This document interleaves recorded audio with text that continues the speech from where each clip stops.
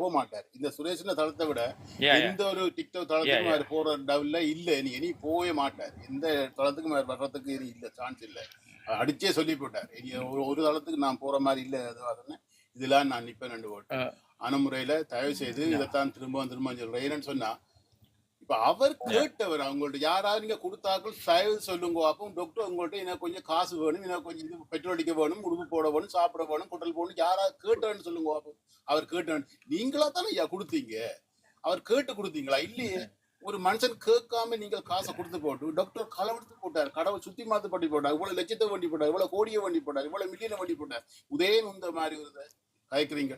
அவர் கேட்டு அப்படி பிரச்சனையால் இனியும் பெறக்கூடாது. அதாவது பார்த்தா தேவதாசன் அதாவது தேர்தலுக்கு முதல் இப்படியான பிரச்சனைகளை கொண்டு வந்த மாதிரி இவர் இனி ஒரு எம்பிக்கு வந்த பிறகு இப்படியான ஒரு பிரச்சனைகளை கொண்டு வந்து நீங்க அரசியல் ரீதியாக மாத்திரமல்ல அரசு ரீதியாகவும் அவருக்கு ஒரு சங்கடங்களை கொடுக்காத அளவுக்கு நீங்க இருக்கணும். ஏன்னு சொன்னா அவர் எங்கேயுமே நல்ல ஒரு சுத்தமான நீர் மாதிரியான ஓட்டத்தை தான் அவர் அரசியல் ஓடிக்கொண்டிருக்கணும் வழியே அவருக்கு இடையில அழுக்கல் கலக்க விடுற அளவுக்கு இருக்கக்கூடாது.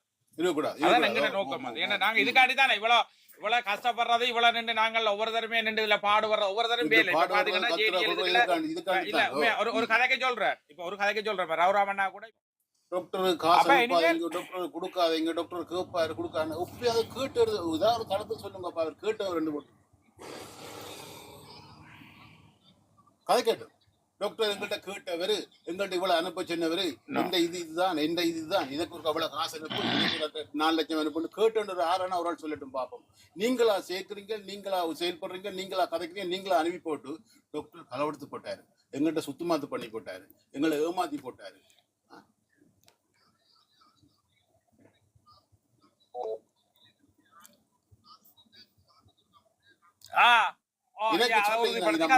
சொல்ல வெக்கவில்லை. எனக்கு இது சொல்றதுக்கு எந்த ஒரு ஆச்சரியம் இல்லை.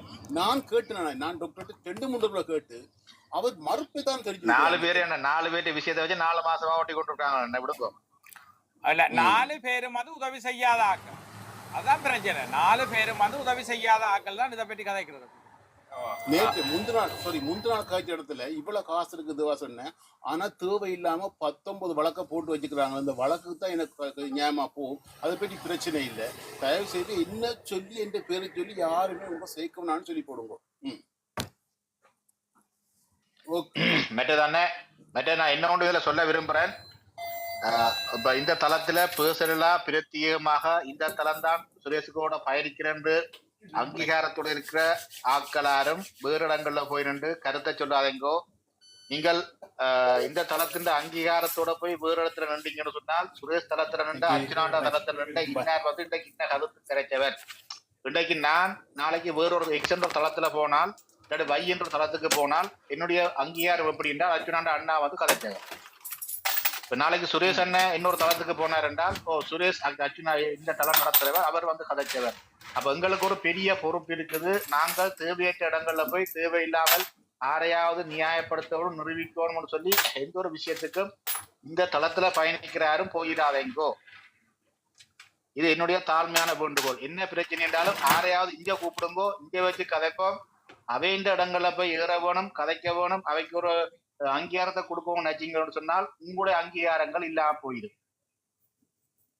இந்த ஒரு விஷயத்துல அவதானமா இருக்கும். இப்ப உதாரணமா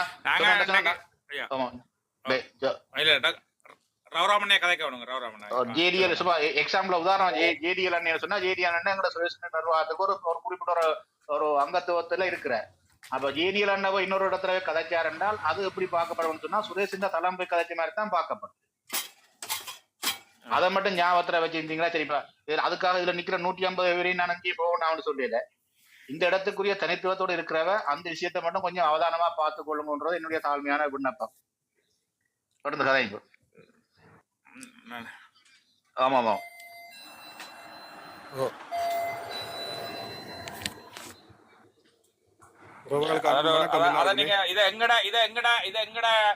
எங்களுக்கான உரிமையானது அல்ல, நாங்கள் எல்லாம் சேர்ந்து ஒன்றா நடத்துற தளம்ன்றதை நீங்க மனதில் வச்சுக்கொள்ளுங்க. இதுல எவரும் பெரியவரும் இல்ல, ஒன்றும் இல்ல. இது 100% டாக்டர் அன்புக்காக செய்யற ஒரு கோயில், அவ்வளவுதான். இது டாக்டர் அப்படி செய்யுங்களேன், அன்பு கோயில். இது இதுல இருக்கிறார்கள் என்னோடத்துல போய்க. இதான் இந்த ஆக்களை முன்னுதாரணமா அதுல காட்டி நாங்கள் செயல்படுறத எனக்கும் அதுல உடன்பாடுகள் இல்ல. அதை நீங்க என்னன்னு சொல்லுங்க. நான் என்ன அப்படி இப்படின்னு சொல்லல, பொதுவா சொல்றோம். அப்படித்தான் பொதுவா. பொதுவா சொல்றோம். நாங்க ஒரு தடவை